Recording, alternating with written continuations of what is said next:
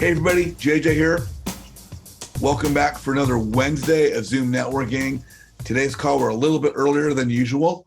We're coming on at 10 in the morning. Actually, we're a little bit past 10 in the morning Pacific time. But today's guest speaker is just a great guy, good friend of mine. He's out of the Pace Morbius community called Sub 2. It's one of the newer education programs out there. But we're going to talk more about my guest speaker, my good friend, Hung Mai. Hung, how you doing today, my friend? I am doing good. How are you? Oh, brother, I'm fantastic, man. Today's just a great friggin' day to be alive and talking to my friends and networking and building relationships. And that's what it's all about, is moving our businesses forward. Yes, Um, sir. so hey, let's get into it just a little bit here, my friend. Where are you from? What part of the country are you from? Yeah, so I'm from Orlando, Florida, Central Florida here, and that's kind of where my market is. But honestly, I invest all over. I focus mostly on short-term rental, and so I've been able to kind of like automate a lot of it and work remotely. And so I build teams like remotely all across the country, wherever the property is, and the ROI makes sense. We go into them. Fantastic. So you know what? Let me ask you. Is real estate something you've been doing since day one? I mean, you came through grade school and junior high and high school wanting to be a real estate investor, or what did you do before you became a real estate investor? What I do before I became a real estate investor? Well, I was working. Well, uh, so I was working at my family's business. They own a nail salon, and so I was helping out there. Funny story. I say I was, but I'm actually still working there 30 hours a week. And so anyone that's busy with their schedule, that has life, going on, I'm telling you, like anything is possible if like you just focus and you kind of put your mind to it. I know that's kind of cliche, but honestly, you just have to make a decision and don't don't fight for your excuses anymore, because you have to keep them at the end of the day if you fight for them. And so, yeah, I would just say like make a decision. But yeah, that I still help my family out. Before that, or while in the middle of that, I went to school. I was going to business school at University of Central Florida, and going for business marketing. And I think 2 years in, it was in my junior year, and then I just kind of looked back and I was like, I was going to class and I wasn't sure why I was going, because I couldn't see myself going into that field. And so uh, one day I just said, I'm just gonna kind of do my thing and see what's going on, see if that works out more, because I couldn't see finishing this degree and it leading to anywhere that I wanted out of my life. Because just like all of us, I really wanted like time freedom and financial freedom, and I couldn't see that in getting my degree and doing what I needed to do through that route. So it was a tough choice for sure, and I'll talk a little bit about it as well in a little bit.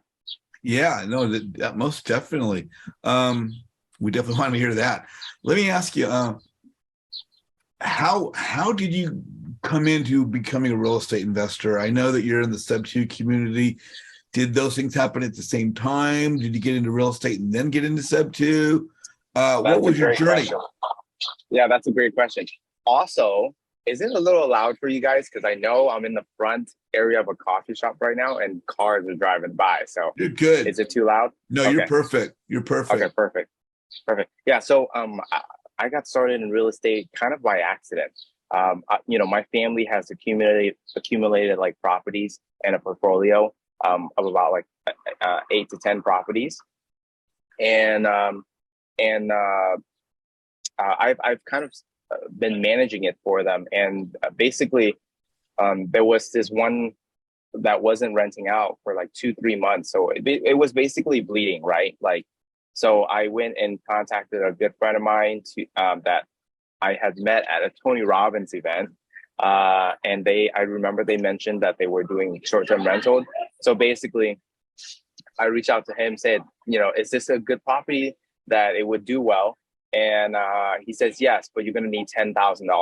At that time, I was like $10,000 in like credit card debt. I had $2,000 in my bank account.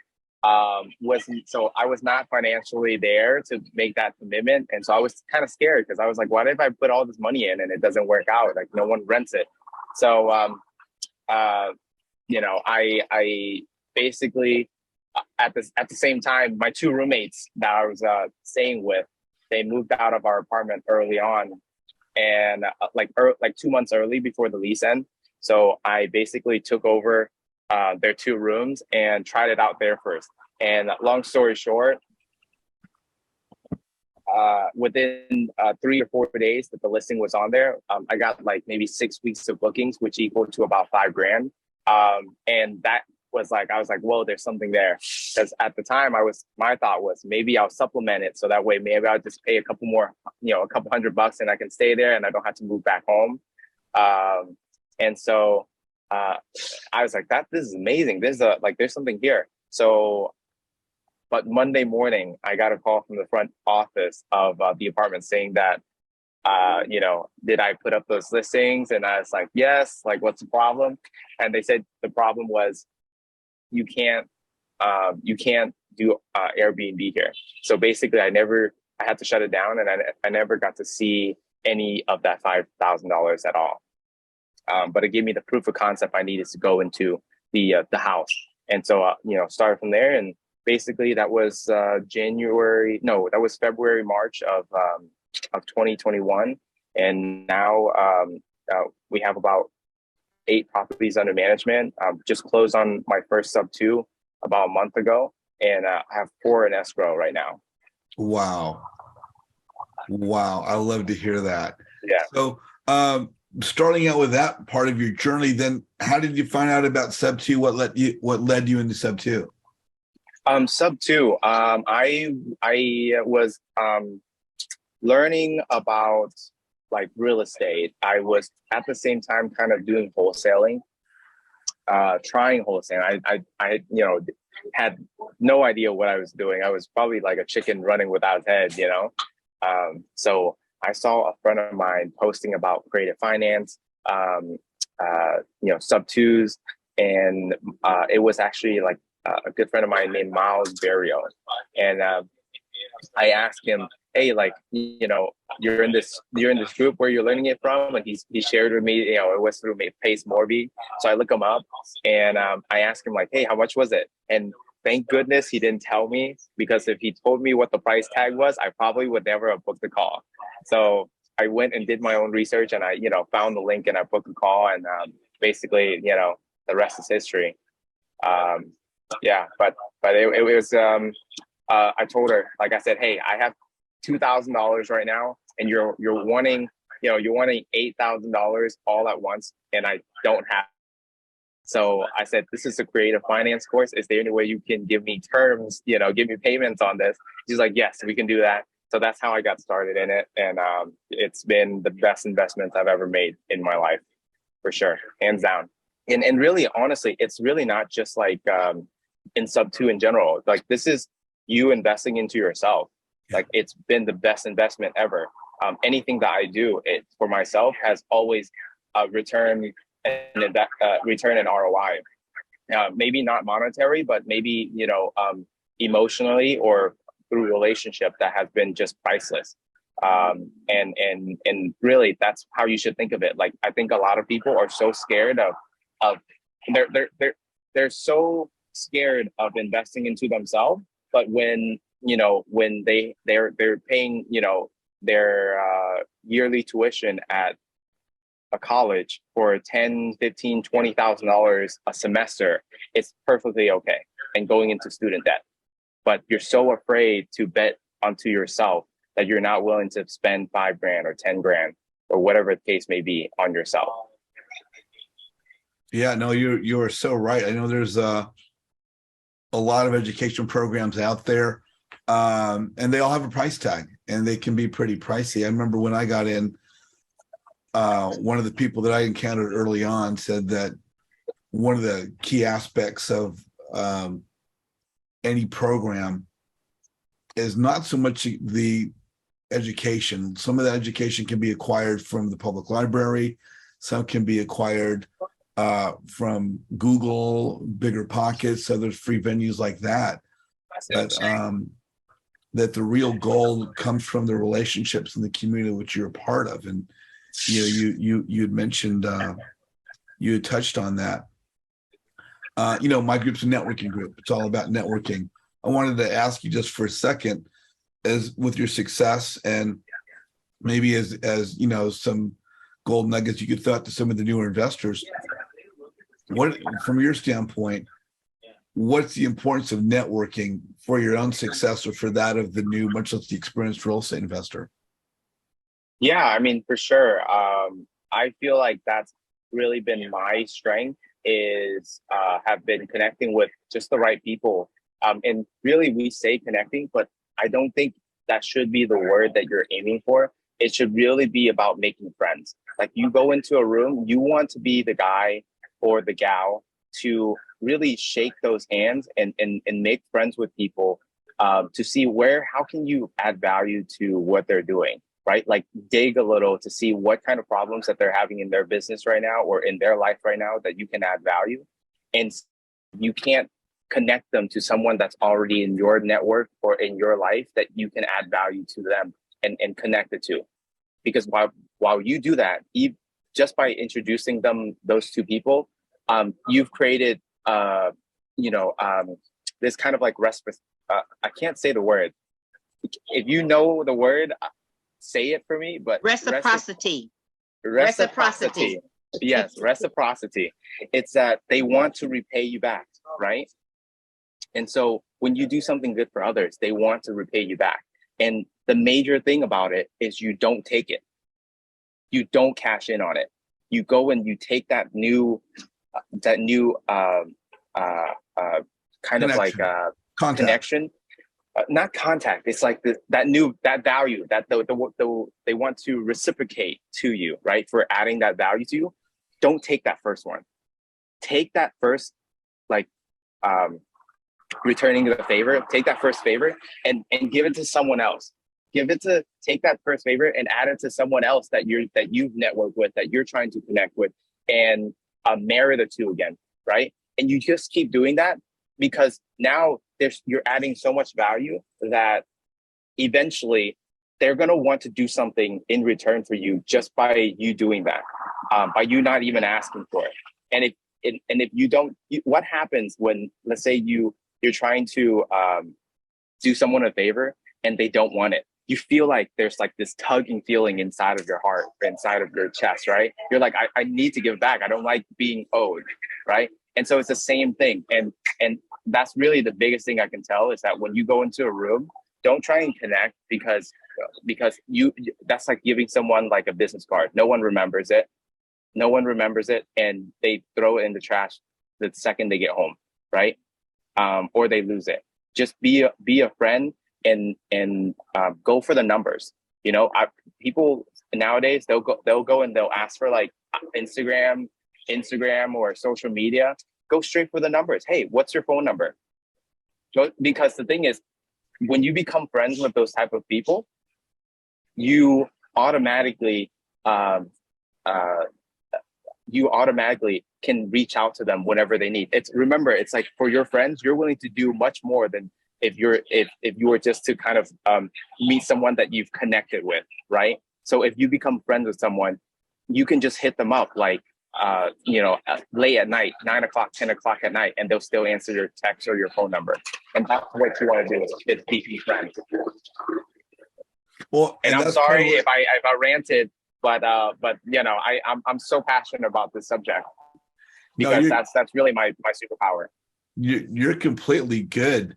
It's kind of like when you and I met in San Francisco. Exactly. I say it all the time: don't chase the deal, chase the relationship. And I'm just constantly focused upon getting to meet people, getting to know them. I don't even like to talk about business. I just want to develop the relationships. Oh yeah, for sure. As I was coming along, people were talking about Zig Ziglar. I'm like, who is this Zig Ziglar? And they said that He's got quotes and he's, a speaker and all this kind of stuff. But the one quote of his that sticks out to me constantly is that if you, and this is not verbatim, but if you help other people get what they want, then later on, indirectly, completely different people are going to help you get what you want. And all I've ever tried to do, and all I ever do with this particular group, and it's why Hung and I become friends, is I just try and get to know people, develop relationships, develop friendships, and work on that and that alone. And then through that, your business will grow because people will get to know you and like you and love you for the same reason that your family does and your lifelong friends do, is because you're approaching these business connections on a personal level. And that's what Hung's about. That's what I'm about. And brother, I think you rock. Our talk the other day, I was amazed at how similar our mindsets are towards business and networking. Yeah, no, you're an aspiration for me as well. I mean, the first day I told you this, when we first met, like I came to San Francisco, which was where we first met for Noah's and Muni's event. And I didn't really know anyone there. And so you were kind of like the first one who came up to me is like, hey, my name is JJ, I want to be your friend. And honestly, like that has made an impact and imprint on me this whole time. And really, it's and really one thing I can say about that too, it's making a statement like that, and letting the other person know what is your intention. And literally, JJ, when the first 30 seconds when he talked to me, he's like, hey, my intentions are I want to be your friend. And literally, that's sometimes how I say it to other people that I really want to connect with too, and that I've kind of built a relationship with them. And I say, hey, like my intention for us is to be friends for a very long time. And they're like, and just by letting them know that what your intentions are, it's so powerful. And honestly, we don't say enough to what our intentions are, and so others have to guess it, right? It's like, why are they trying to get close to me, right? And so if you just let people know what your intentions are, they're willing to help you out. It's just don't beat around the bush with it. I love that you use the word intentions. Another one of my phrases I like to use is to network with intention. And, I go to a mixer and I literally work the room. I almost like a politician, kissing hands and shaking babies, I like to say. But of course, it's shaking hands and kissing babies. But, to meet people real, genuinely.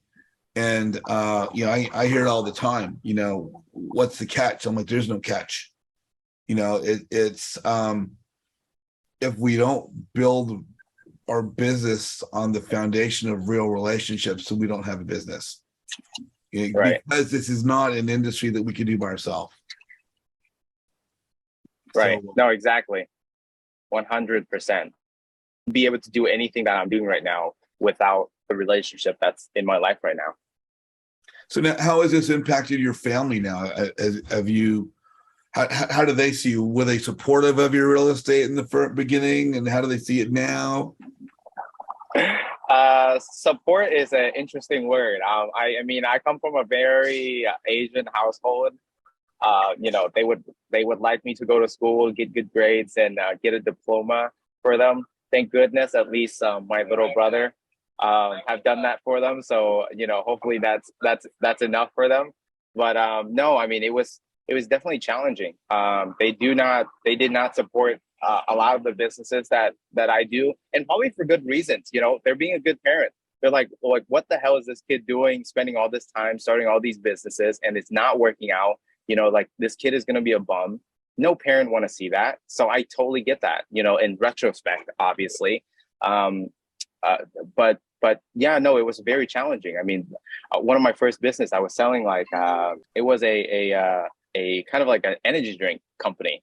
And literally she was so mad at me. She went to the garage and took all of it and threw it into the streets, like she was anything but supportive. But because of that, I really toughened up.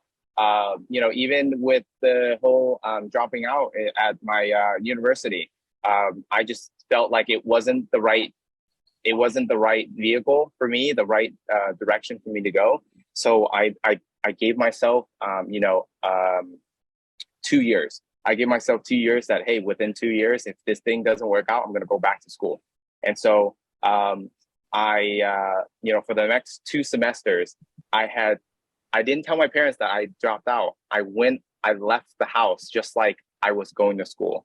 And then I went to a coffee shop and I worked. And it was, I can tell you, it was one of the most kind of lonely time in my life. I didn't really tell anyone because, it was really embarrassing, because you're seeing your friends going to school. They have a purpose in doing so. And that there's this entrepreneurial, world out there that people is making money, and you don't know why it's, if it's true or not. So you go into it, or you go and you work at it, but you don't know if it's working or not. I didn't tell any of my family members this, but eventually, they kind of caught on that I wasn't going to school. So I think they just kind of accepted it. But that was me burning the boats, basically. And that's really what you got to do, is that, like, if you really want to go and reach your goals, whatever that case may be, you gotta let go of all the excuses. Like, they whatever is not serving you, burn it, right? You should look at it like it's the enemy. If it's not serving you, burn it, get rid of it, terminate it. If it's a relationship, if it's a habit, if it's anyone in your life that's not doing you any favor, get rid of it. It does you no good to hold on to it. I'm at an event here in Orlando called the Creator Summit. I'm sure some of you have probably heard about it. Pace is going to be speaking here later to end the event, but there's one of Pace's good friend is Kent Clothier, if I'm not mistaken. He shared with us a story about yesterday how when he was on a trip to West Palm for a vacation with him and his wife and daughter, who's maybe a toddler at the time, and out of the blue, the engines caught on fire. This was 10 years ago. The engines caught on fire. At the time, he was working a job, and so basically, the engines caught on fire, and typically when an engine is on fire, the pilot will nosedive. So basically, it goes from this to like this, right? Like 45-degree angle, just nosedive. So that way, they can blow out the fire from the engine. However, they forgot or didn't go and notify the passenger. So everyone in the passenger, it's like they're panicking, and in their mind, they are realizing that this might be their time. And so he said that this is it. And so he turns around, and his wife is sitting in the row behind him, and his daughter in her hand, and his daughter is just screaming for her life, right? Screaming for daddy, and he can't do anything about it. And he looks at her straight in the eyes, and literally they were making contact, saying in their eyes their goodbyes, as he was looking back and seeing his wife's eyes. And so once they were able to get the fire extinguished by doing that maneuver, and it leveled out a little bit, he started doing, he didn't realize it yet because they didn't notify it yet. So he started taking his phone out, and he made a video to his son, his I think 7-year-old son that was at home with their grandma, saying how he loved them, and that it just so happened that if he didn't make it, that in the last moment of his life, that he let his son know how much he loved them, just in case if they found his phone, right? And he says that was the moment where he says, from this point on, I'm going to do everything I can to make sure that my family is taken care of financially, and that I have the ability and the option to, if what for whatever reason I want to do, I get to spend it with my family how I want it, not not let my dreams die in that moment, in that plane, right? And so don't let, he was saying that, take it from him, that don't let a moment like that, for a moment like that to happen before you go and you take action, not, not just for yourself, but for your family, right? Like, we let all these little minute things take our attention every single day, and they are robbing us of our time. And either if it's the excuses, or we're scared that what happens if we pursue this and it doesn't, it doesn't come to fruition, like all these little things that we want to do, but that we're scared to pursue it. It's the time is now or never. And with things that are going on right now, you owe yourself and you owe your family that. And so, I know I'm ranting a little bit, but really, I really want to share that message with everyone, is that whatever goals you have right now, make it a priority. Whatever doesn't serve you anymore, cut it like a cancer. If it's a relationship that's not serving you, cut it like a cancer. What do you do with cancers? You don't leave it there. You cut it, you kill it, right? And so you treat everything like that, and you just stack little wins every single day. Whatever the actions that you need to take, the relationship you need to build, the conventions that you need to go to, I'm telling you guys, don't make excuses anymore.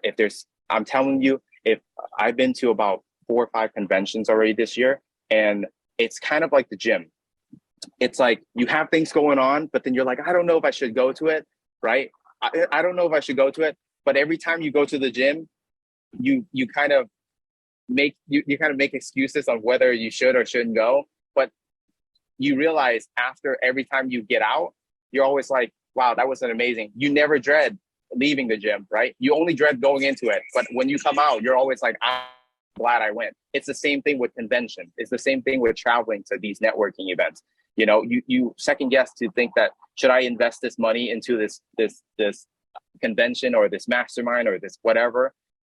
How is the money going to come back? And sometimes you can't quantify it, right? You can't quantify it. But I'm telling you that after you leave it, you can always believe that you said, I'm so glad that I went to it.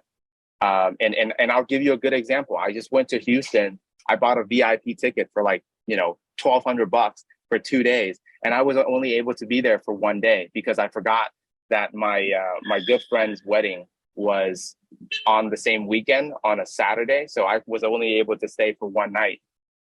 And, being in the VIP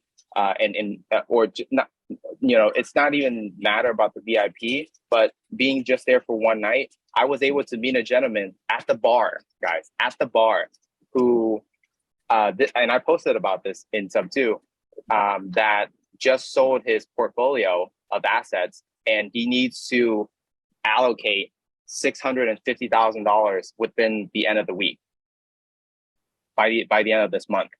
And just that alone, it's huge. It was a huge ROI in going, right, for that first night. And, that wasn't even the first day of the event.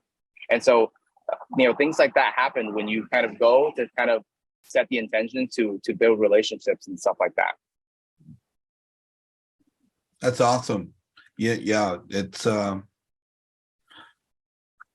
important that we get out and get around other folks, whether it's, networking. Obviously, Caroline Kane, who's out of sub 2, talks about the importance of, going to one mixer once a month. And, most of us, for whatever our real estate education program is, has some sort of a monthly meetup.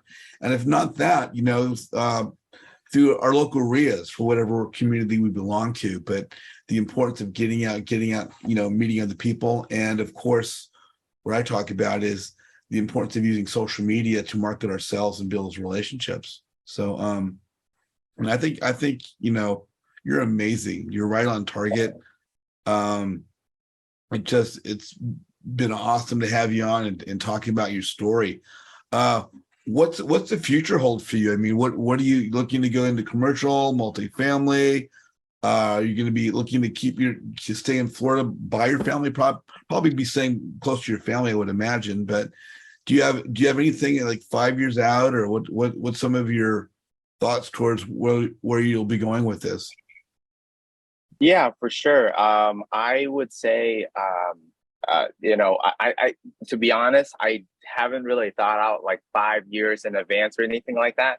But definitely, like 2, 3 years in the future, I can definitely. My goal at the moment is, it's a number, right? Like for me, how I see growth is, for me personally, it's kind of like a numbers base. And so my goal for by the end of this year is to be able to do $100,000 a month net.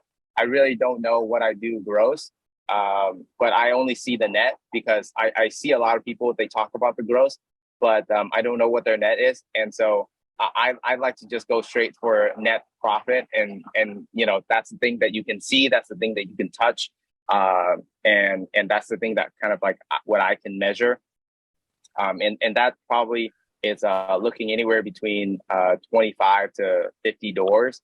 And we're about kind of like halfway there, with these escrows in place and stuff like that. So very, very excited about that. And that would be probably a mix of taking down property, sub two or creatively. And then a percentage will be probably arbitrage as well. The only arbitrage that I do typically nowadays is like ones that net a minimum of like 4 or 5 grand a month, because I just want a good profit margin, and making sure that even in downturn that things are good. We're looking at one right now that will net like 10K a month in Texas. And so Wow. if you're going for arbitrage, I would go big, because it takes the same amount of effort and time to go for a small one versus a big one. So why not go for a big one? That's so great. So let's get to wrap up a little bit here, but I wanted to ask, people want to connect with you. Are you on Instagram? Are you on LinkedIn? Do you have other platforms besides Facebook? What's the best way for people to reach you if they want Yeah, to? I'm on. Yeah, I am on Instagram as well. I'm very active on Instagram. My face or my Instagram, I can type it. It's Hung V Mai on Instagram, and yeah, you can definitely reach me there. Well, Hung, I want to thank you for coming on today, my friend. I look forward to getting to know you more and more and better and better. And when my house in LA gets finished with the rehab, I'm going to have you out for that networking party with all the other rock stars. And, Yes, sir.